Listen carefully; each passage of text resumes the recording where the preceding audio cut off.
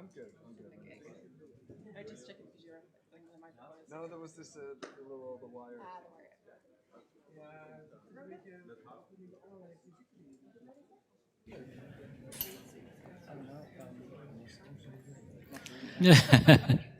don't worry. Oh. Got that? Oh, everyone. There you go. Dear audience, thank you all for showing up. I'm Aarde van de Wetering. I'm normally a master's student in aerospace engineering at TU Delft, but today we're talking about something slightly differently. Because today, in this week of D&I, we're talking about a very specific subset of inclusivity. We're talking about LGBT inclusion in the context of the university. We will be covering three major topics today, considering this large subject, which will be the social safety here at TU Delft and the universities, the inclusion in terms of boxes and how we can represent everyone, and on top of that, we will be talking about the Delft mentality, or more or less how we approach things as a university, how we think, and also how we present ourselves. Our panel will be going over a variety of themes, but I'd like to invite you to participate as well. For this, we will be using a Mentimeter, for which the code should be up in a second. On this panel, it is there. So the code would be 36869735. Via this panel, you can share your opinions on several statements that we're going to be covering, because we'd also really like to know how you feel about these things. We'll briefly reflect on these matters with the panel as well. On top of that, it will give you the ability to ask questions, which we'll try to cover inside of the actual setting, but because of time limitations, it might be that your question will not be covered. To start off on a red note, I'd like to know a little bit about our audience. So for this, we're going to be asking you, what are your pronouns? What do you identify as? How would you like others to address you? So in the meantime, we'll have some time to figure this out. I would like to introduce our panel. First off, we have Mauricio Tallo, who works at the contact center of he's a contact center officer at the Student Affairs. He is also a member of True U, which is the association of LGBT association for employees at TU Delft. He has formerly also worked at a service point, which gives him quite a good intel on how stuff goes in front of the curtain, but also behind the scenes. Secondly, we have Cecile. Cecile Kelly is a former architecture student here at TU Delft, and currently she works both as a lecturer and as an architect herself. She's the chair of the aforementioned True U Association. And also, then we have Hans Plem. Hans Plem is the director of the Duo Delft branch. Formerly, he's worked in real estate, but then he branched over to Duo. He did a couple of other sectors, but now he's back to his roots in Delft. We also have Rory Baert. They are the chairperson of DWH, which is the LGBT association here in Delft. They also have a sub-association called Outside, which most students here probably know, which is the LGBT plus association for students. And finally, last but not least, we have Andrew Shield, who is here to represent Leiden as a university. He's an assistant professor on migration history. He's also written a couple papers on very interesting topics. He's also the chair of the LGBT network of the Leiden University. Thank you. So in the meantime, I think you've all had some time to figure out what your pronouns are. I see that a majority of people here identify with he, him, and there's a couple of she, hers as well. Funnily enough, nobody who has other pronouns, they, them, or well, other.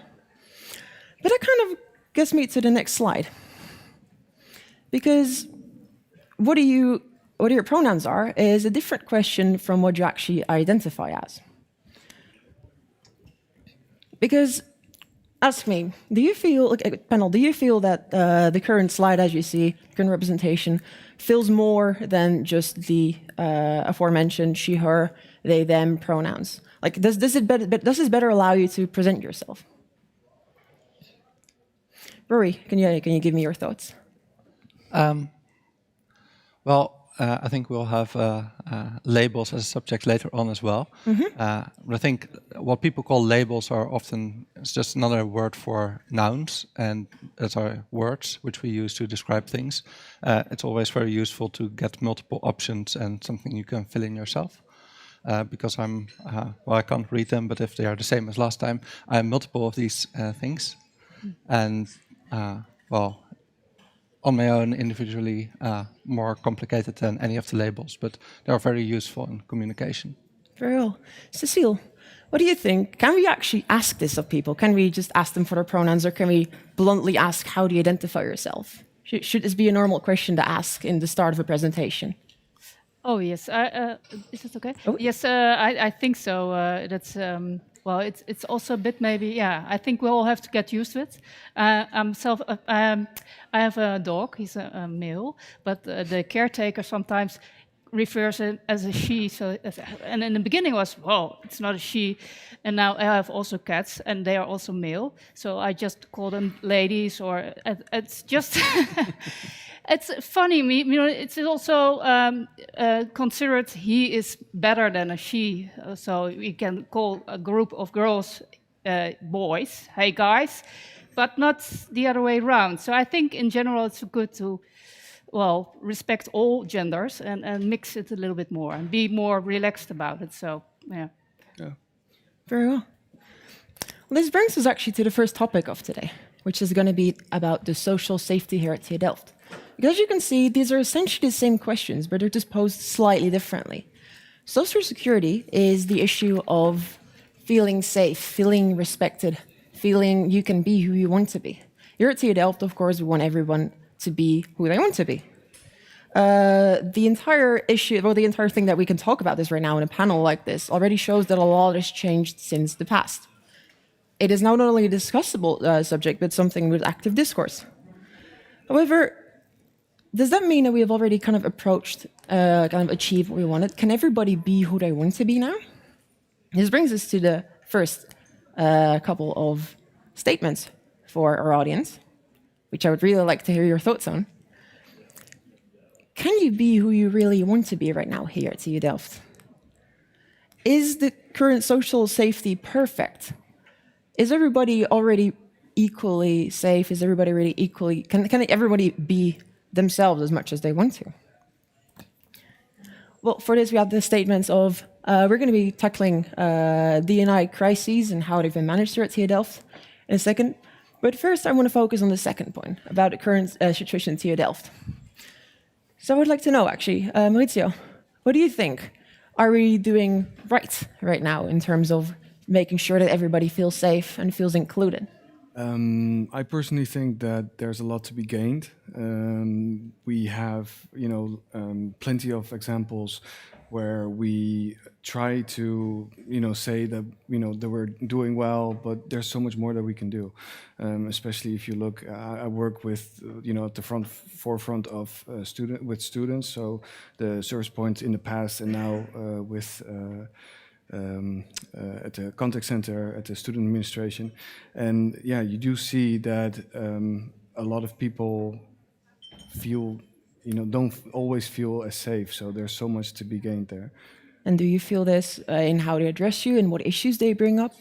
Well, they don't bring up the issues at the contact center, but we do have, for example, the student psychologist, and there's a lot of people that come in for appointments and discuss their issues. Yeah, so I think there's still a lot to be gained because this is not something. If everything would be perfect, they wouldn't be coming to these appointments.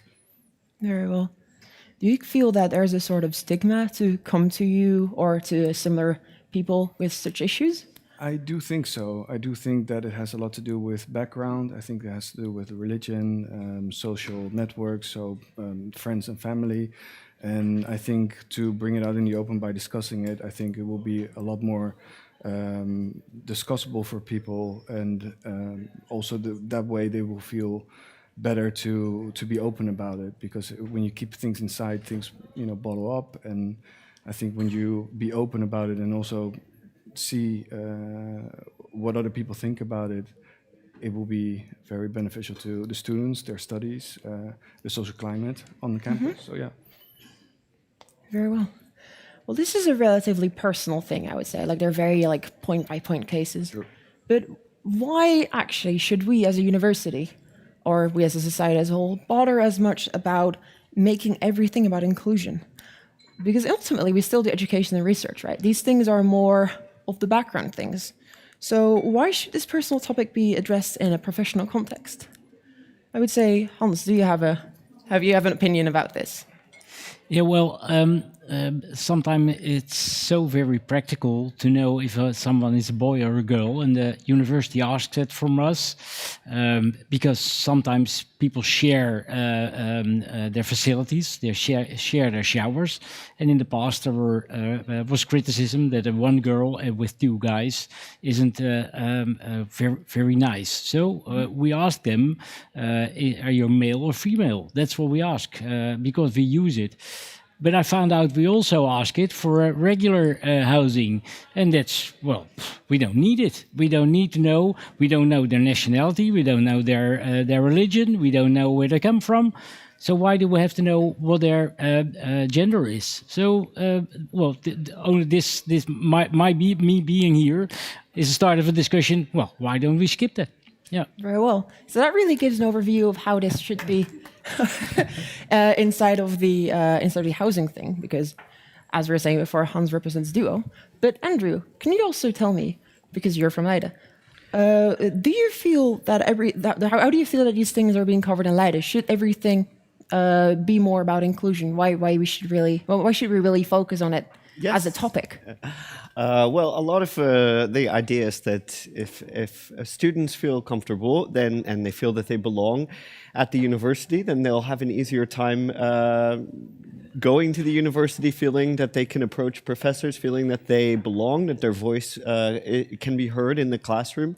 And for a lot of students, it doesn't come naturally to feel that you belong at the university, whether it's because you're LGBT plus or first generation student or a lot of other reasons that students might not feel that they belong. So that having visibility, at least for the LGBT angle, I think will help students who are gender non-conforming, students who are transitioning, students who are otherwise having a tough time in addition to all their coursework, making sure that they know that they still belong at the university too.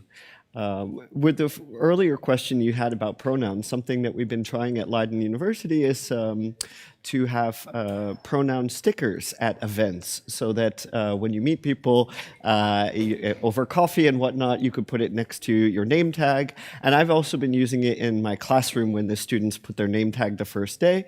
So rather than asking one by one, what are your pronouns, they can just handing around the stickers, and it's been working very well. May I ask a very specific question about these stickers? Yes. Was this initiative basically came out of the blue, or was this did this find itself because something happened? Because there were a lot of incidents of people. Oh, there you go. Yeah. I put it on my card there. That's what they look like. This initiative was coming from the Diversity and Inclusion Office, and it was related to the fact that, more and more in the Netherlands, it's becoming common to ask pronouns when introducing, to include your pronouns at the end of your email signature, and to just acknowledge that, words matter and representation matters. So, yeah. Very well.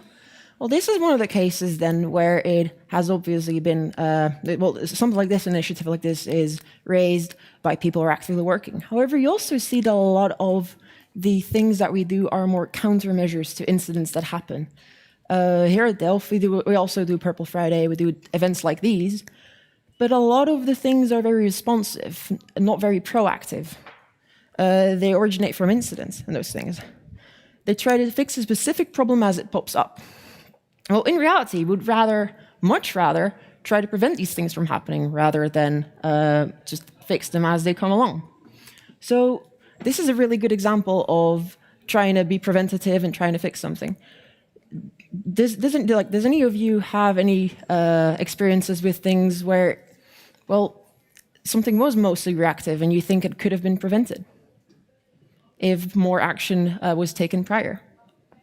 Rory, do you have anything about I this? think one of the things you notice in the reaction of the TU to events, to crises that happen, for example, when someone who also is a teacher here signed a Nashville statement, against LGBT rights and basically against LGBT people. And you see that the TU is kind of scrambling for an answer, and that's, I think, points for me to a lack of preparedness for such things. So, of course, well, since then the diversity office has grown a lot. So hopefully the next time that happens, and of course it will happen again because it happens every once in a while, they will be better prepared. And I think being proactive also makes you better prepared in times of crises. Yeah. Cecile. Yeah, I think it's also nice if the TU dares to be more, that dares to take a statement in that and not putting the problem back to the person, because I think it's also for the safety of this professor and that he can have his opinion, that the TU says, okay, this is not okay. So I like if the TU is more, well, open also in, I mean, I always, when I see a company or with the rainbow flag, or then I feel, so, whoa, okay, I'm also respected. I can be here as well. It feels as a sort of relief. So, and I think the TU is really doing it. Is doing its best, and we're getting there somewhere. Yeah. But they can be more.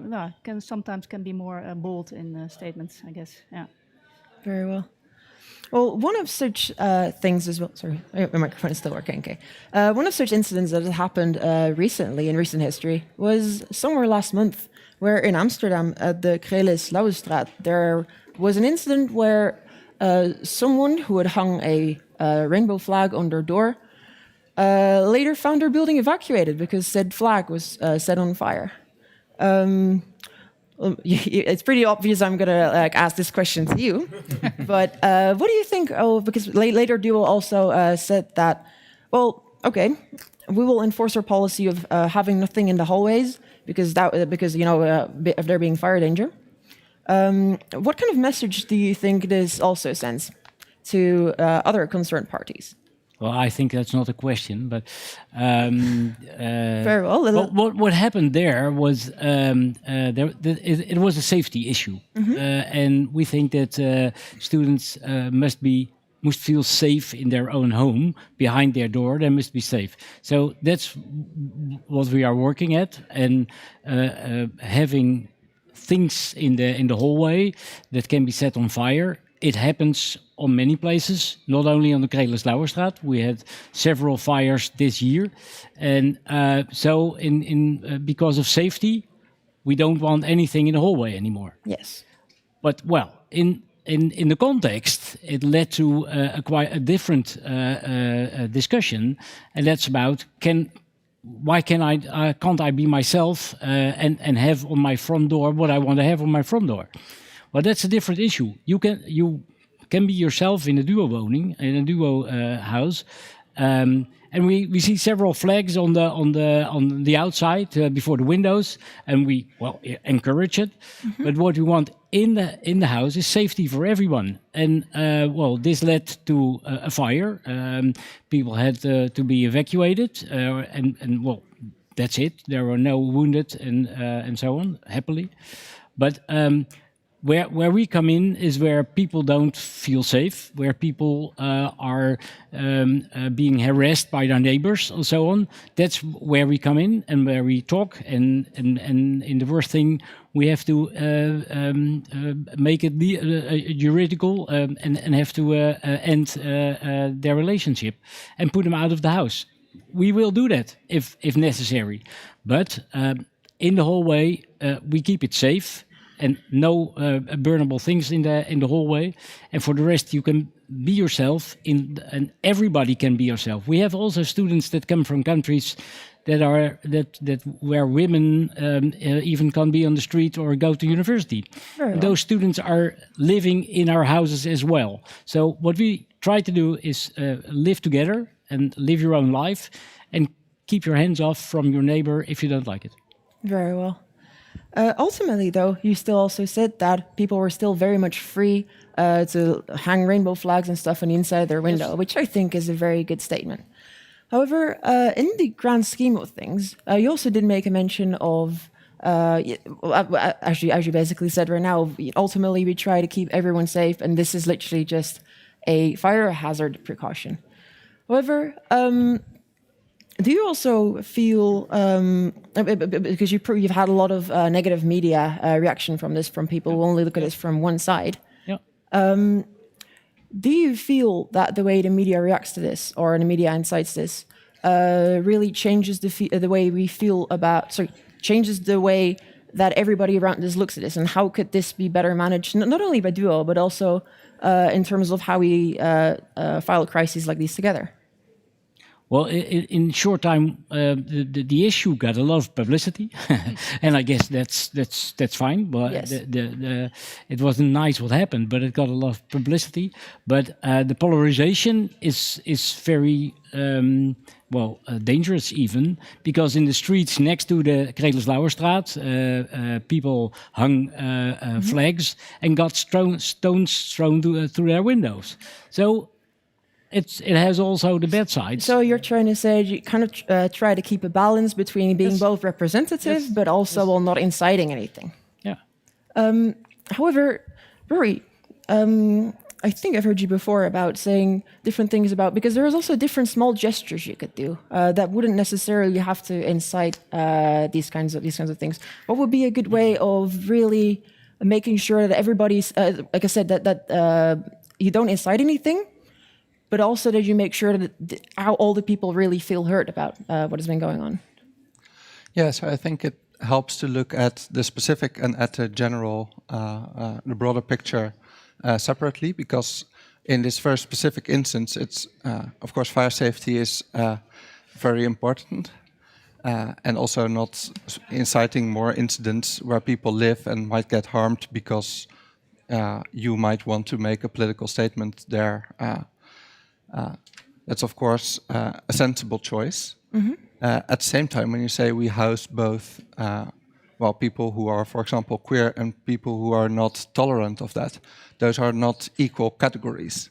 And while you don't have to intervene in one specific apartment building, it can be really helpful. And I think you should, as an organization, say we are against that intolerance. We are for including everyone in our buildings, and you kind of say that, but that means taking a side, essentially, not between two specific neighbors, but between two opinions on who gets to live in a building.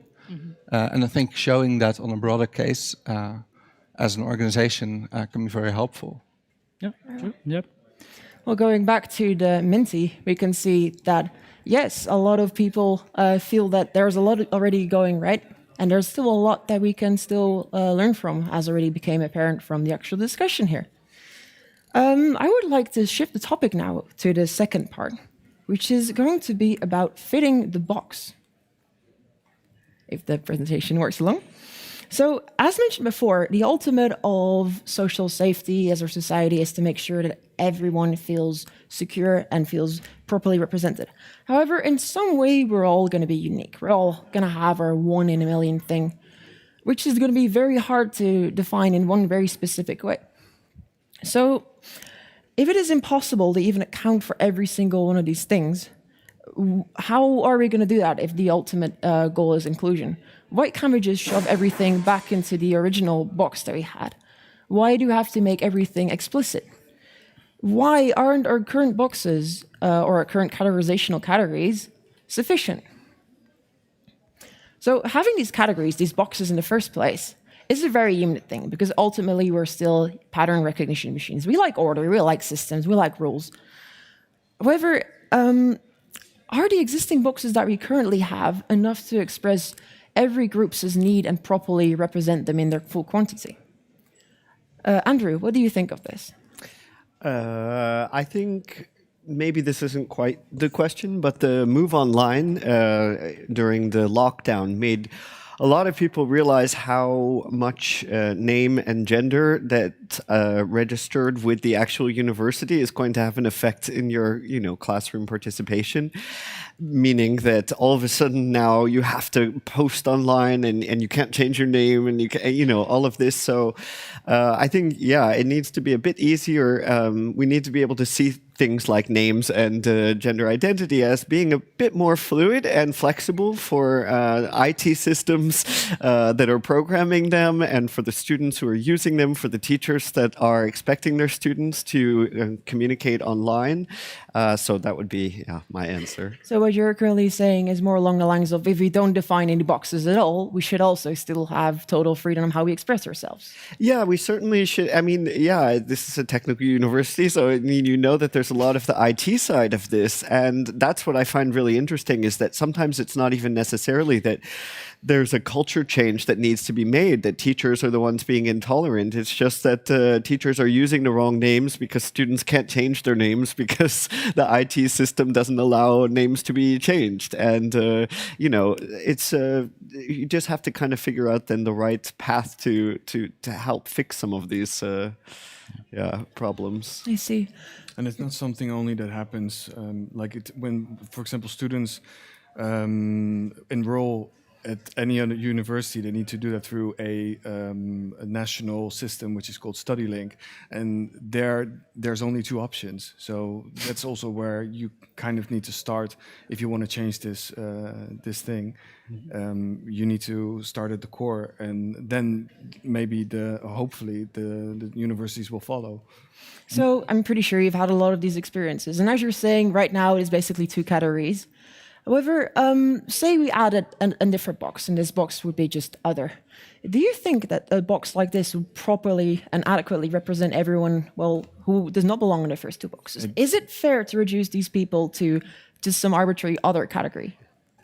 It's not, but it's a start. I do think that, like I said, there's a lot to be gained, and I think if you ease people into the process, if you ease universities and maybe government systems like this and ease it into, then this could be the first step towards a more gender fluid options on these tick boxes.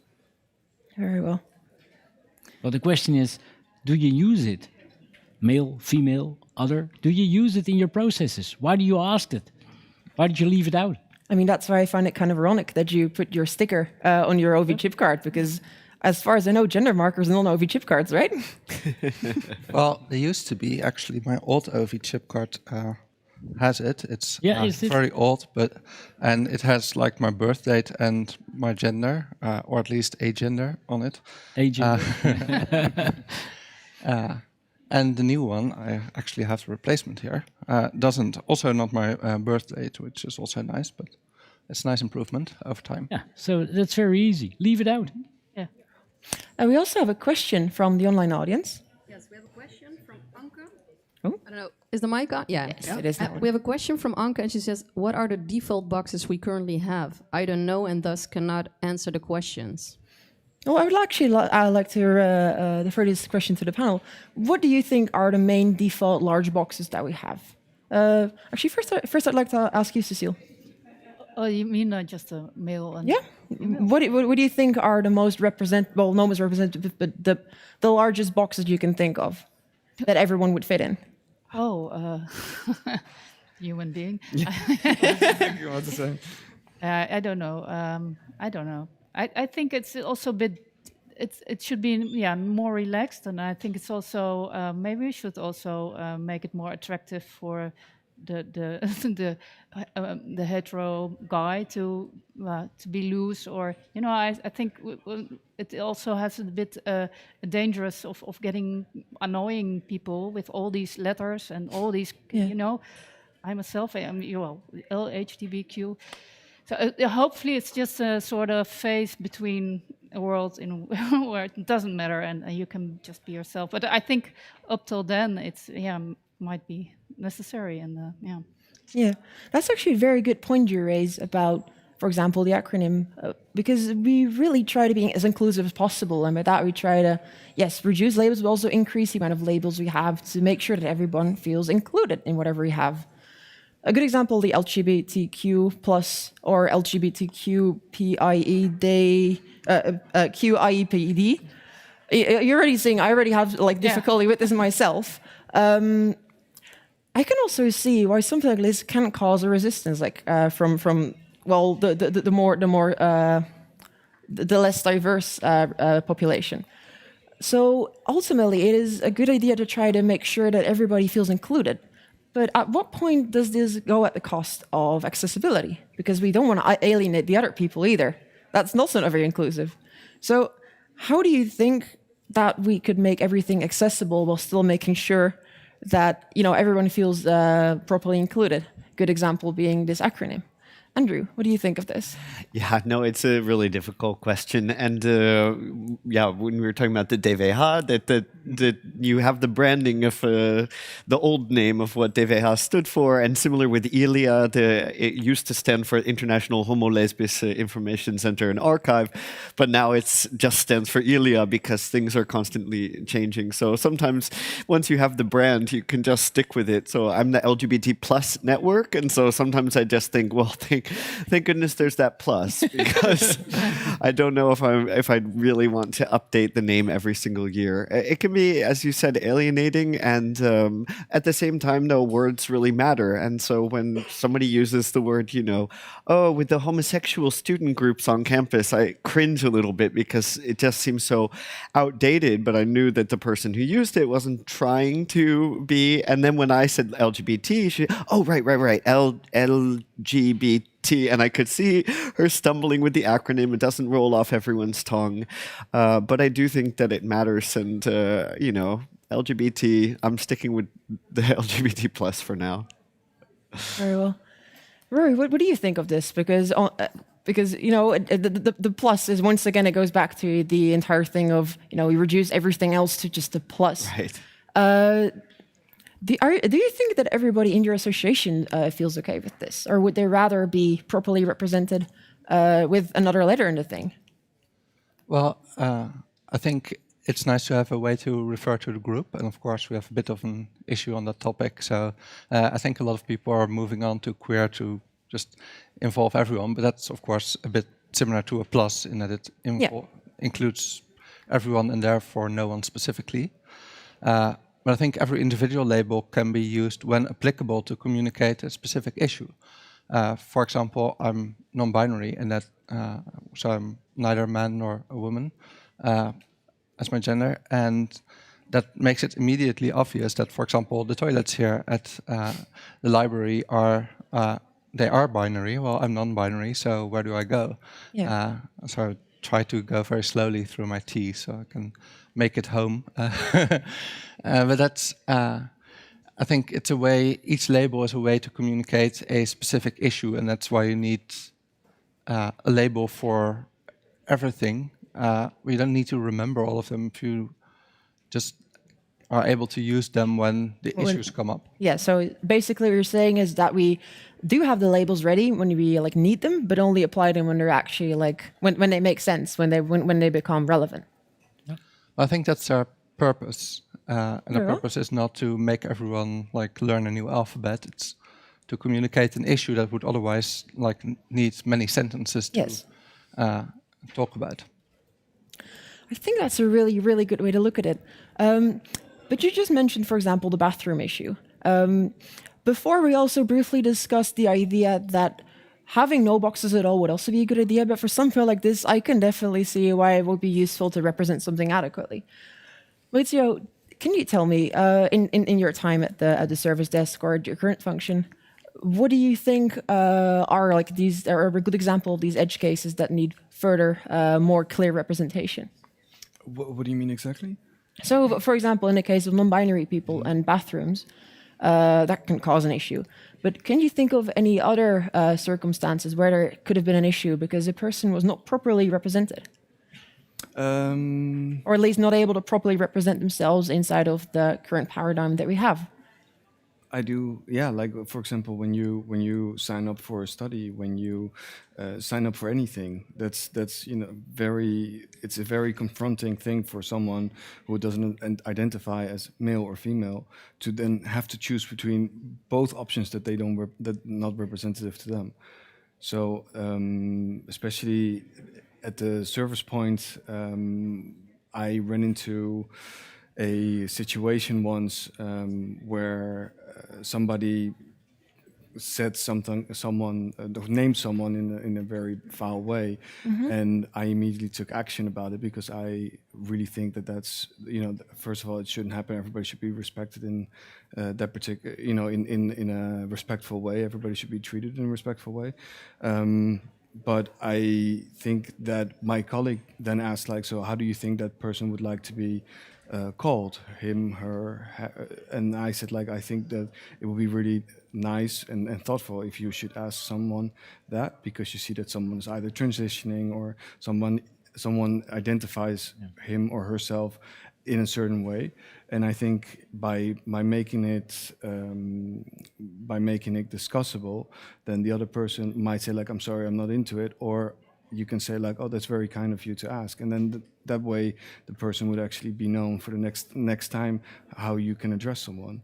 I think that's very important, and if somebody doesn't want to discuss that, that's also up to them, and then you also have to respect that. Yeah. So far what we've discussed mostly are how these boxes fit in the entire system. I would like to go back a little bit to a point that was raised before about housing. Because you also see specifically here in Delft, I'm pretty sure in different cities as well, there's a very clear distinction between, yes, men-only houses and women-only houses. And, well, from my own experience, I also know that if you see LGBT people, they tend to cluster together. They tend to like have you have like houses full of LGBT people, and you have a couple houses who have a couple scattered around. Actually, Hans, I would like to ask you, what do you think about how this evolves? Do you feel it is good that these people tend to come together and basically, essentially, still make the entire thing about their diversity, even if that's the thing that brings them together? Yeah, well, it's an interesting issue. At Duo, well, we think that if you study, you have the most beautiful time of your life, and being part of a community is important in that period. And the community can be outside your house, but how nice is it to have a community in the house where you live, where you feel safe, where you feel where you experience the same things, and so on. So we encourage to make communities, and that's why instemmen, hospiteren is part of getting communities together. The other side is that communities tend to leave out other people, and that's a difficult question as well, because if a community doesn't want to get someone from a different perspective into their group, well, that's a difficult discussion. So it's a topic where we talk a lot about. What we do see, and especially in the COVID time, that being alone is worse. So we try to accommodate groups to get together. Sometimes in a house, having independent houses and having a big common room. But forming groups with people that tend to live in the same way, that's difficult. So you're also trying to say that it makes the entire experience more pleasant if you're trying. Yeah, if you are part of a group and you fit in and you have the same ideas and the same rhythm and so on, then you have a nice period in Delft. But at the other time, that sometimes means that, well, people, we see the signs, no English speaking, and we tend to look for another guy that is part of a rugby club and so on. Yeah, well, that's the other side. And Cecile, do you see this clustering of very specific groups of people also a lot in, say, for example, your lectures? Do you see that certain people tend to stick together? Do you see that they tend to form groups? And what do you think of this yourself? Yeah, I think so. But it's two-sided. I think in general the community gets more international and mixed. So I think that's very good. And of course. Like compared to how it was in the past. When I studied, of course, yes. So I think there's a lot of change already. And I think there's a lot of clustering. That's also, I don't know. I mean, I'm in my own bubble. So I think there can be. It's a pity. It's a really lost opportunity if there's not. Yeah, I completely understand, but I think it's a pity if certain type of students only get in their own. I don't know, maybe a fraternity bubble, and I think we have to facilitate more the discourse between groups and also, well, allowing people to get to know each other better.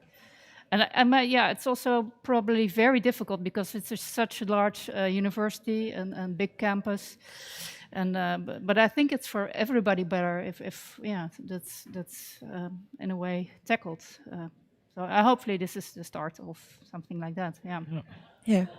So ultimately, what you're trying to say is that it would be very nice if everybody was able to just talk to each other about this without having to cluster together as an end goal. We'll get to that in a minute. Before that, I want to have a quick look at how the audience thinks about this. Oh,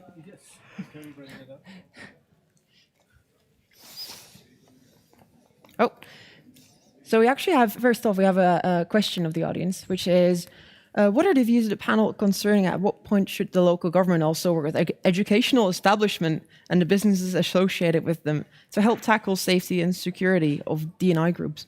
I think that was more of a question for the previous topic, but I think it is still a very good question to ask again. So I would actually like to give the word to Andrew. What do you think of this? About the question asked from the audience? About the question asked again, yeah. I think that our discussion now earlier about housing has brought attention to the fact that housing really is a university issue.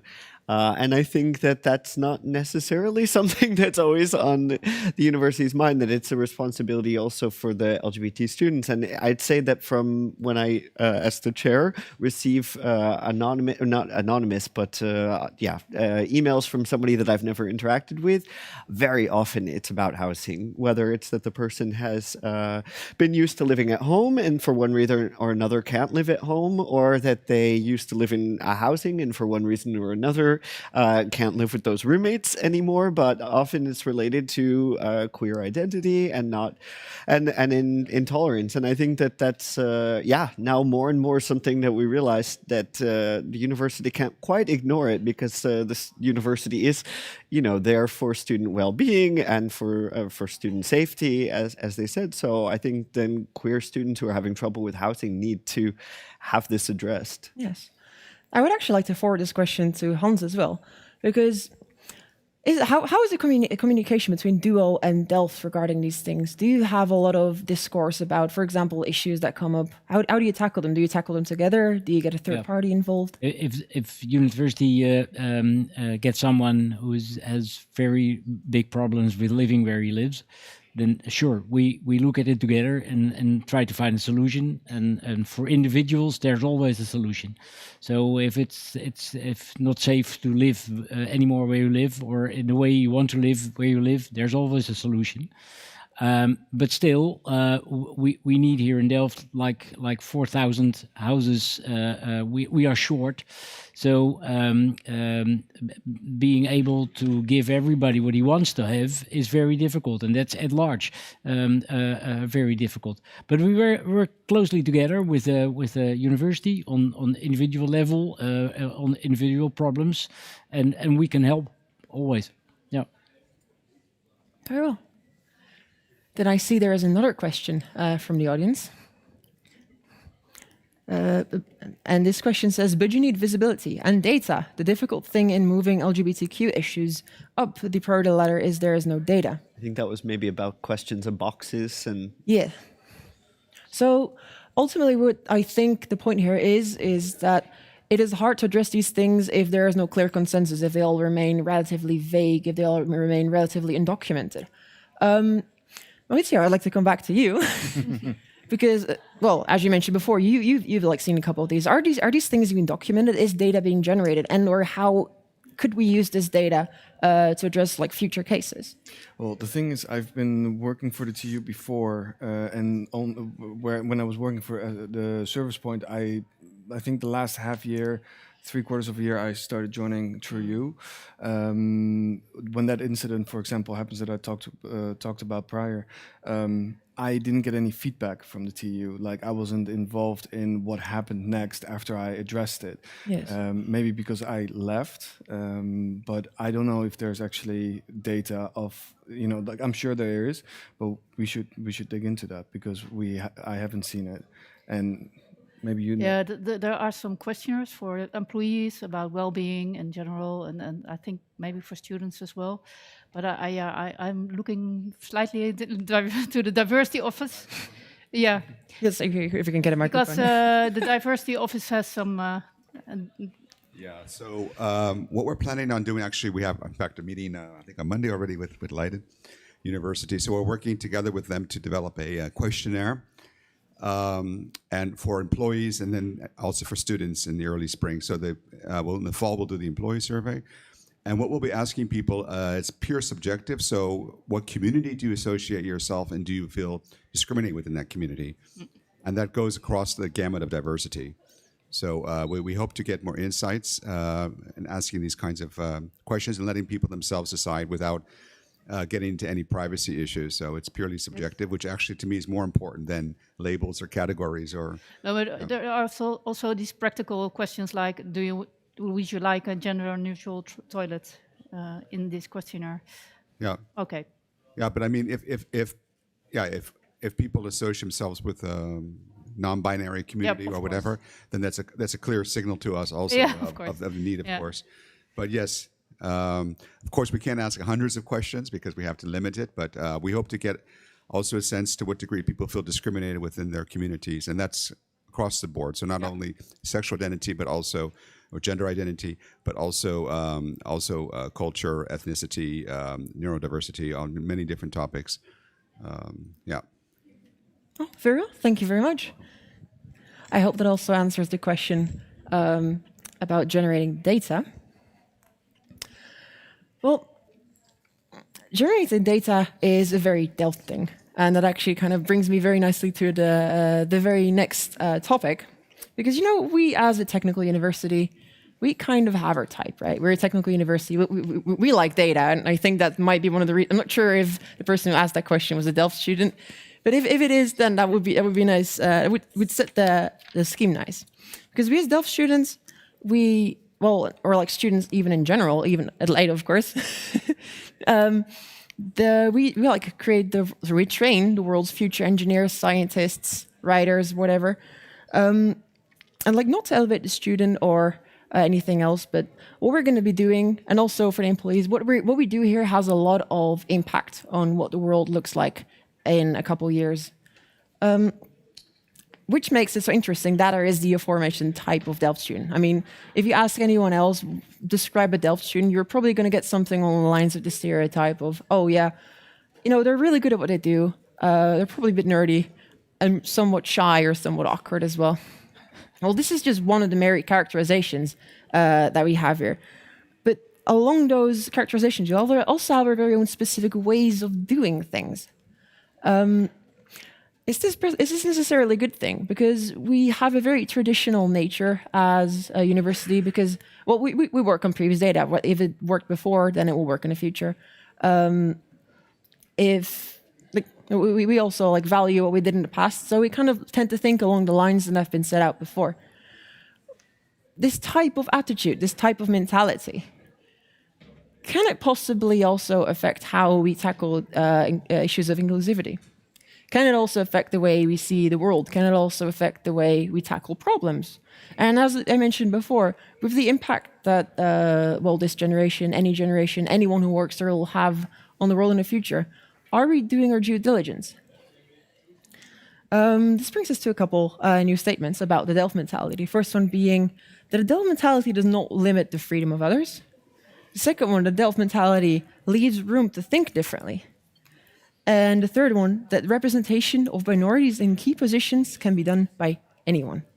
The last one will probably need a little bit of explanation. We'll get to there when we actually get there. But first I want to focus on the second question and the first question about this approach and mentality, this way of how we do things. I would actually like to know, Cecile, what do you think will be a good way to make sure that we all keep an open mind and we take different points of view into consideration when how we look at specific problems? Well, I think the education could be much more diverse, for sure. I mean, the books, the examples, we need many more role models for all kinds of people. I think that to make it more normal to address, in general, I really like the Delft way of doing just tackle the Just getting through it. yeah, I like it, but it applies for all kinds of people, women, and I don't know, disabled people. I'm sorry if I tell, but so I think there's a long way to go to get it in all, because it's the well, of course, the books, all the materials are still very well one. But are you more saying that the actual topic of the materials are very much along one side, or you're saying that, say, the solutions or the lines along which you think suggested are very along one very specific way? Or are you more talking about, say, you have an exam question and not everyone is represented in said exam question? Yeah, yeah. I think the way to do it is working well. It's nice, but the to make it normal for all people to address it. I think that's very important. So yeah. Well, Andrew, what do you think of this? Do you think that if we, you as the chair of the LGBT association in Leiden, do you think that people who are like part of your association or who belong to your association can think of certain problems in a different way and put things in a different light that, say, the general population would not be able to? That they take different things into consideration? How can this give an advantage, and or should we even do this in the first place? I certainly think queer people can have a unique perspective. I'm not sure if that was really the question, but I actually had a different thought when you were talking about the Delft mentality, and which is, well, I don't know if this is mentality or just the way that the systems are structured, but at Leiden, for example, university students tend to only be able to take classes within their major, their area of focus, and if you try to go from one faculty to another, that's even harder.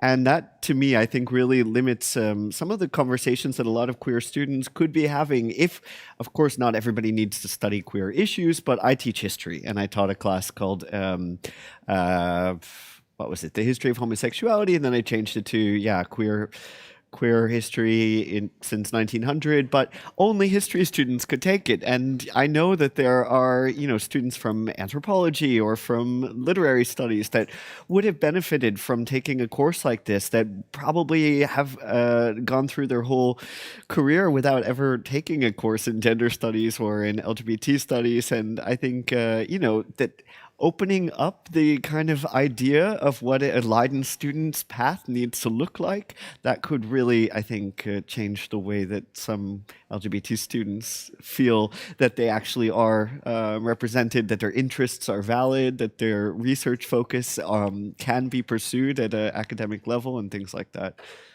And do you also feel that if people pursue these things that they're really passionate about, it might also impact the way, or like impact the things that they make in the future, or the way that they tackle new problems?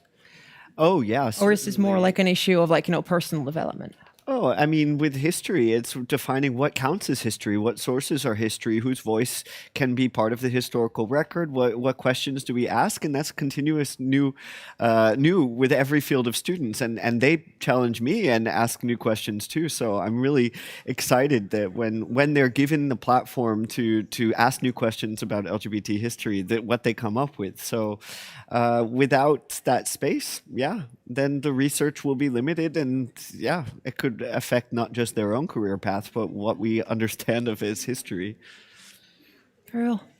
Well, Rory, you studied computer science, right? Here at TU Delft. Yes. Have you noticed any specific things? Because I'm going to name a very specific example. You've probably done machine learning. You've done similar, very technical things. And you have probably seen a lot of other people and yourself basically project your own thoughts and feelings on how you tackle these problems. I'm just gonna name the elephant in the room. Say, for example, self-driving car problems or artificial intelligence in general. Could it be that with the way that we're currently thinking and everything is currently structured, that we might be imbuing our own biases on these things? Yeah, certainly. I think when you said teaching the future engineers, at the start of this topic, I think it's to also like expand on what you said. It's very important to get like a more broader perspective because it's very easy to just know your own group and your own needs and not think about the effect on people who are different, who might be in minority or different multiple minorities and have their own unique issues because of that. And I want to give an example. I think everyone who's in this library now knows that inclusivity has even missed the majority when it came to designing the stairs outside, because they are very hard to walk up to. I have learned a very specific angle to walk up them to have like a nice space. But otherwise you have to like dance up or take very huge steps. But like the most normal step you can take with a human body, which most of us have, it's very hard to get up these steps. And that's something we all notice, and that's actually like an issue of inclusivity, but it's inclusivity of the majority. There's also inclusivity of minorities, for example, people in wheelchairs, and there's a wheelchair elevator. I've seen it in action once, and in action is a very generous term because it's, I think, slower than a snail moving down the steps one by one in the sun. And I think there's even a sign on it now that it's broken down. So that's so easy to miss. Like you notice if you can walk these steps immediately. That's a part of inclusion that everyone notices. Everyone who studies here, who's in that majority who has legs that can walk up steps, you notice that that part is not designed well. But it's very hard to see that for groups you don't belong to. And it's even harder if you never speak to them.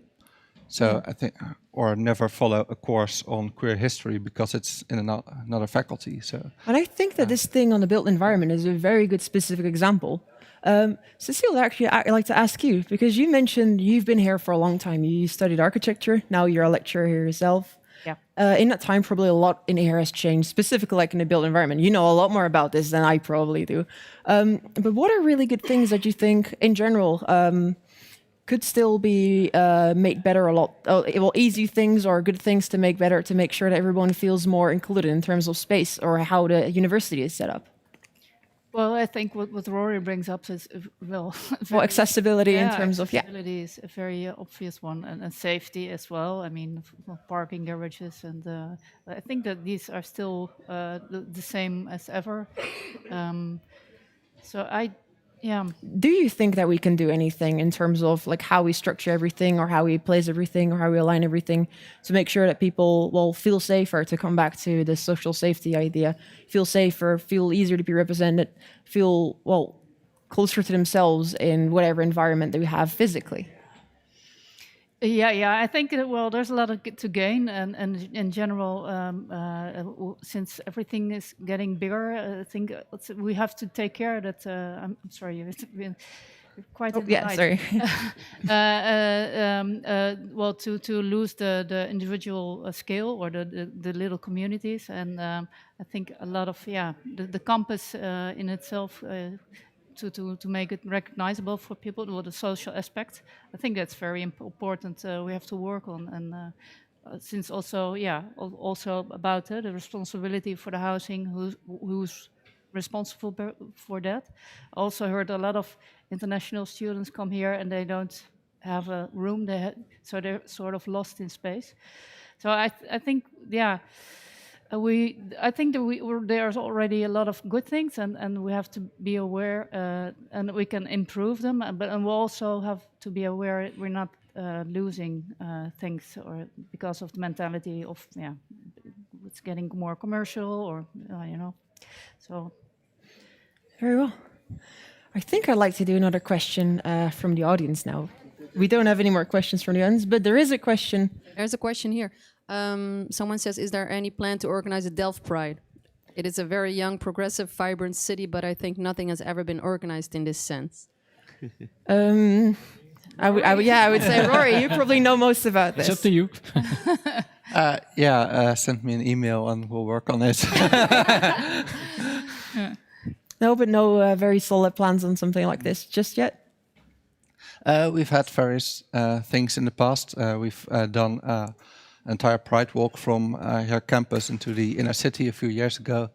I know we had a bigger event in 2008 and 2006. Like, we've done it a few times throughout the year. So far, Delft hasn't been either big enough or far enough away from other major cities that people want to stay here for Pride, a big Pride. But well, maybe we've grown, of course. So maybe it's time. So I would say get in touch and we'll organize it. That kind of brings me to a different question that I think about. Before you mentioned something along the lines of when we were talking about the wheelchair accessibility thing, you were saying something along the lines of, "Oh, but if you're not disabled, you probably wouldn't think of this, right?"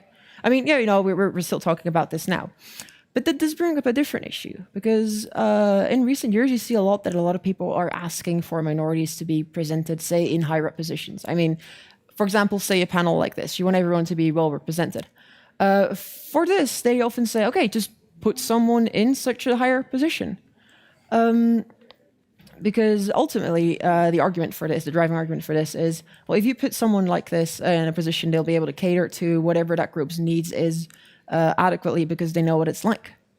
What I want to know is, do you guys agree with this? Or do you feel that you could also properly cater to whatever these minorities' needs are if you do not belong to such a minority?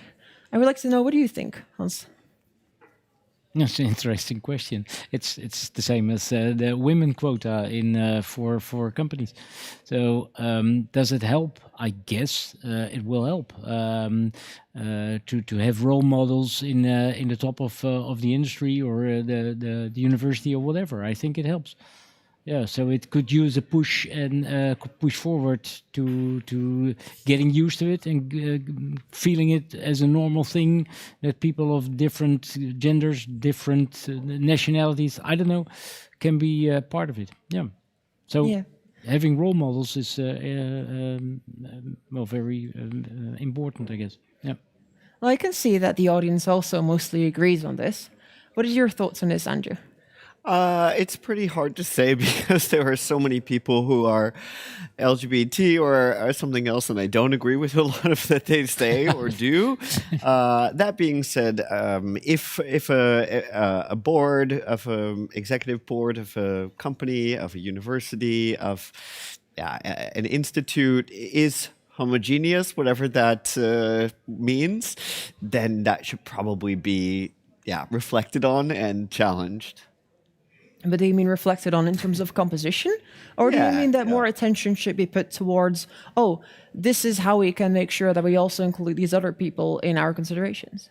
And if so, do you think that would even be possible? Or do you really think that's only possible by representing everyone in the actual positions? It involves a culture change. As I said, I think a lot of LGBT students don't feel safe at the university to begin with or comfortable. And that certainly was the case 30 years ago. So that's also going to then affect the composition of people who are professors or who work at a university. And so the culture change takes time. First, you need to make sure that people can, make it through their years of their undergrad education and then take it from there. So it could also just be that, long culture change is really, but in the short term, promoting somebody, making sure that a board is diverse, usually will help a little bit. Very well. I would also like to know, how do you feel if someone is only asked for such a position because they belong to such a group? Rory, would you like to... What are your thoughts on that? Well, in general, I think if the Rector Magnificus was also non-binary, we would have gender-neutral toilets here by now. But of course, you have a lot of things you want to ask of someone who's on the board of executives. So I think primarily of every individual, we should ask allyship to help out the communities they don't belong to themselves. Same goes for us. I think we're quite a wide panel. For example, we're all abled bodies, so we also need to be allies to others who aren't and think of them. But I think for an organization like TU Delft, who has like a ton of people working for them and a ton of students, it really points to a problem if you look at your community, at your organization, and you lack a certain group. That must signal some problem because they don't might not as students feel safe to enroll or don't think that the university is a place for them. I believe I had a conversation with David, the diversity officer who's in the audience, once about the fact that, for example, very few people with an immigrant background, so not directly international students, but people who live in the Netherlands who are Dutch, but whose parents or great grandparents came to the Netherlands, they don't enroll. And well, that's a very tricky problem, of course, as a university to tackle. What's where you need to start, because you need to convince them that this is also a place for them. Well, that actually kind of perfectly ties in with a question that currently comes in from the audience, which is, it was actually the previous question I was on the board, and it was about, is the current science environment actually safe enough for top scientists to be from everywhere? Well, that is a very loaded question. How do you feel about this? Because you specifically mentioned that you feel that sometimes you feel that people will not enter these places specifically for this reason. How do you feel we could improve our current mentality, our current way how we do things, to make sure that these people feel safe? I think in two ways. First of all, you need to, because if people don't even enroll, you've already lost them. So you need to reach out and be visibly working on being inclusive. And I think, speaking of the Delft mentality, it sort of goes against our mentality. We're not the kind of people in Delft, generally speaking, who paint a giant rainbow all the way through campus to signal how inclusive we are, because it feels silly to do.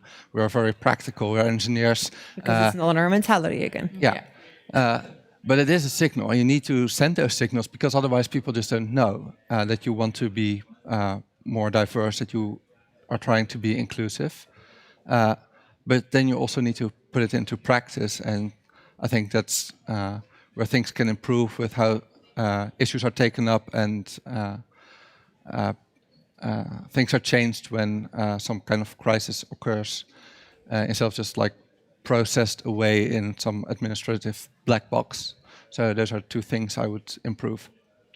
Yep. And I don't think for every minority you need a representation person. I think the fact that we now have some disabled people in the government makes me feel proud. I think, okay, whoa, we're going somewhere. So I think as you have diversity in the higher positions, it's a good signal for everybody. So yeah. Maurizio, coming back to the previous question, do you feel that science or a university, I guess, in general, is safe enough for everyone to properly do what they want without being inhibited in what they do for who they are? Sorry. So I was asking if you feel that our current environment is safe enough for everyone. Specifically, in this case, the question is top scientists, but I'm going to bring it down a little bit more to everyone in general who does science, who does research. Do you feel that there are cases where specific people could be inhibited in what they do, in how they work, by the entire mentality, by how we tackle these things, or by how we think? Yeah, I do think so. I think, for example, we know for a fact that, for example, I don't know, for example, funding, people don't come out, for example, because they are working with a country which might not approve of our lifestyle or of our gender. Those are things that are problematic. I think, by addressing these issues, we might open up this. We might be able to discuss this, and especially when it comes to, for example, funding in this case, people hold back. People don't come out, and that's very problematic, of course. Yeah. Could you elaborate a little bit on what you mean by funding? What do you think could Like, for really example, be? we like the TU is, we do a lot of research here, and research, funding, for example, comes from various places. So I think that maybe that's why people hold back by being themselves and not being out, or because they're afraid of what the repercussions might be. Um, yeah, I think that's the. And do you think funding something like the aforementioned Delft Pride would be a good message to send out? I think for the TU, it's a very important message to send out. Definitely, yeah. But that does kind of bring us back to a question that we considered before, about that we also don't want to provoke everyone, that we don't want to like instigate things unnecessarily. How do you think a balance like this could be struck, where you try to improve the actual representation, the actual inclusion, and how everyone feels, while still making sure that we don't cause any incidents, while still making sure that we strike that balance? Rory or Andrew? Actually, no, I'm going to ask it to Andrew. Oh, how to not strike? I don't know. Obviously, that's a hard question. But do you think that there is a balance to be struck, or should we just go all in and see where we end? I mean, it depends which hat I'm wearing. I think I'm supposed to be diplomatic as the LGBT network, but I've also been an activist where you sometimes just have to get stuff done and be in your face and say, if you don't like it, deal with it. But back with the question also about the science and role models, it made me also think that, I'm not a scientist in the beta science sense, but I do know that there is this belief that scientists work in isolation until they have this genius eureka moment, and that's what makes a smart and successful scientist. But that's not how it works. People work in teams. They talk about things over lunch, and if you're being excluded from those lunchroom conversations, if you don't feel comfortable joining that team, if you're not invited to, you're not going to become a successful scientist. So it isn't just about how much you study. It's also about inclusion in that regard. So that would be my thought of. So what you're trying to say is that instead of only focusing on how we approach certain things, we should also really focus on how we work internally as teams and how we represent things and like take each other into consideration. I did already ask you about how you feel that using specific viewpoints could improve, like, the quality of whatever work we do. But do you also feel that there could still be a lot to gain, and or how should we gain these things by trying to make sure that everybody feels more included in, say, for example, a design process or a science experiment or whatever work? Do you feel a university as itself can help a hand in that? Yes, though I don't. It starts at the university level at some point. In the ways that the university shows visibility, it can be small things like changing the homepage during coming out day, which is Monday, by the way, or hanging flags during certain days like Paarse Vrijdag, the International Day Against Homophobia, Biphobia, and Transphobia, which is May 17th. Pride, which, a lot of times people aren't actually here that first week. But also, social media campaigns. I know a lot of universities are giving students a week to show off a little bit about the university from their perspective, and just making sure that LGBT students are part of this, and all the groups that are part of the Diversity and Inclusion Office. So. Yeah, the university can do something. They can't do everything, obviously. Yeah. Do you have any practical ideas of what they could be doing, Cecile? Well, don't be too afraid to have To make that discussions. statement. Yeah, and then have discussions and dialogues, and not only, the makeup. But I think we're getting somewhere. I think so. But that's very important too. I mean, to go back to Andrew's words, where he was mentioning wearing different hats in different situations, what are the things that you really feel we should really be pushing on? It's step by step, and I think for us practically it's to be have the support, but we're working together with the diversity office. And for now, we're practically not very good findable on the web and not represented in stuff new employees get, and so it's those little things. So apart from organizing coming out day and nice events, it shouldn't all the whole time being fun, and we have to, it has to be solid, and so then I think slowly we're getting somewhere. Yeah. And Hans, do you think that student housing organizations can also play a role in making? Sorry, I'm getting some feedback. In making sure that that this actual representation is. Sorry, my microphone is vibrating in my ear. Sorry. Sorry, so I was specifically asking what pressing matters do you think could really be done? Do you have any recommendations for, say, TU Delft or something that could really be done? Well, Because you come from a different angle. Yes, Maybe yeah, outside sure. of you. Yeah. But what it makes clear, well, the issue in Amsterdam made us clear that it's not a topic what we talk about every day within our own organization. So I'm learning also here, and I guess that's for a lot of organizations, well, like ours, but. That we have to make, we have to be aware of what we are doing and why we are doing it, and this helps for us. So I think I'm not in a position to advise the TU Delft and better look at our own organization what we are doing. Yeah. Very well. Well, I think that we have heard a lot of different opinions and different viewpoints. I would like to do a couple more questions from the audience.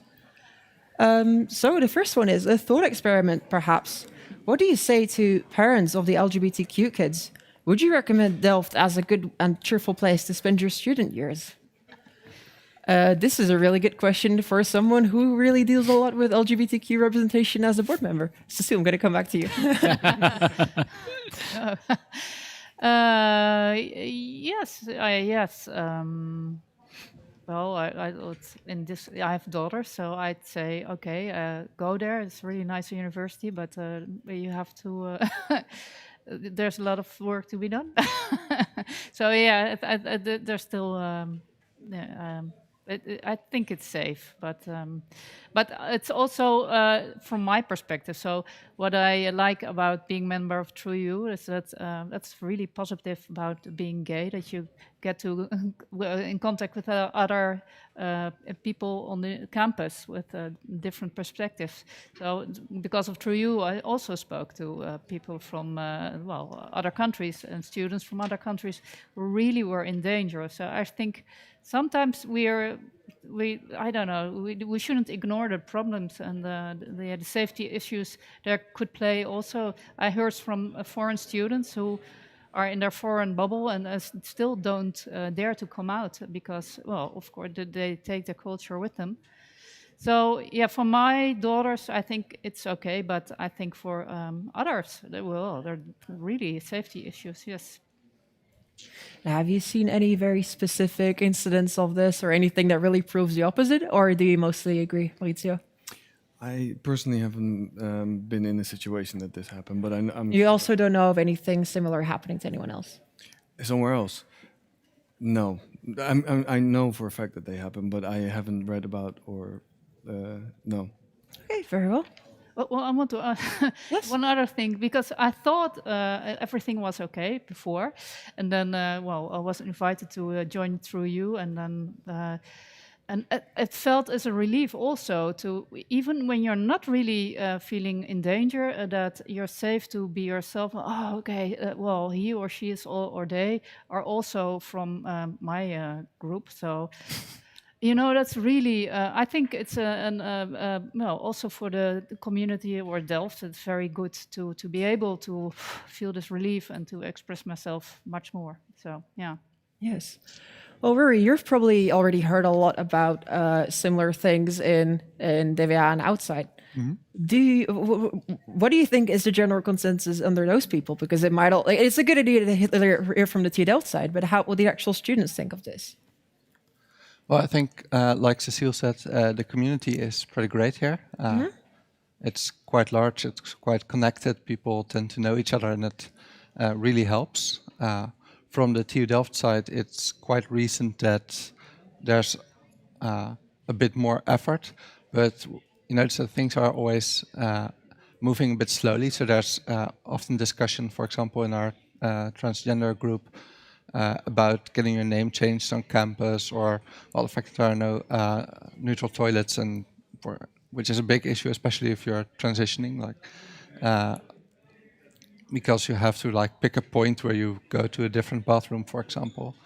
But things like names that are provided by StudyLink but also just like the slowness of the TU to then provide a custom solution. It's always waiting for more. It seems like we're always waiting for more data, for more for an official change in StudyLink, and not thinking about the issue creatively, how to just solve it. Like there's an apartment building there that was falling apart, and they put fences around it. Oh, that's an ad hoc solution to a big problem. And it feels like with these issues, it's like, well, the apartment building is falling down, but it's not supposed to do that, so let's not solve it. And it's, I think there's some room for growth there, but at the same time, the community here is nice, and there are a lot of international students for whom Delft is practically paradise. So that's nice. And I think that actually really well sums up the entire Delft experience and the entire President's panel. There's a lot of things we're doing better right now than we did before.